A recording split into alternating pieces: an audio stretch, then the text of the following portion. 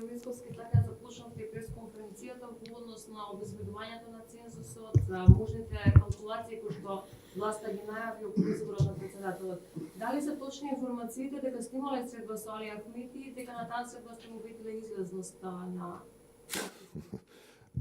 Видете, несериозно е да коментирам несериозни изјави. Јас цело време зборувам јавно дека во Македонија правдата ќе победи неправдата.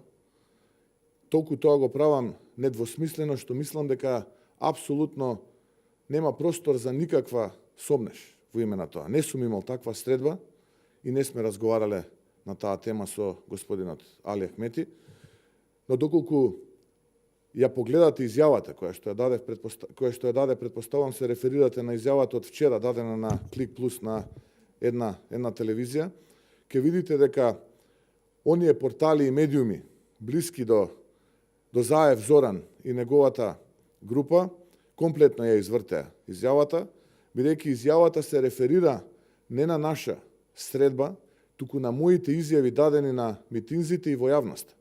И ако се преведе како што треба да се преведе, јасно кажува таму дека се повикува на тоа што јас го говорам во јавноста, а не на некаква наша среда.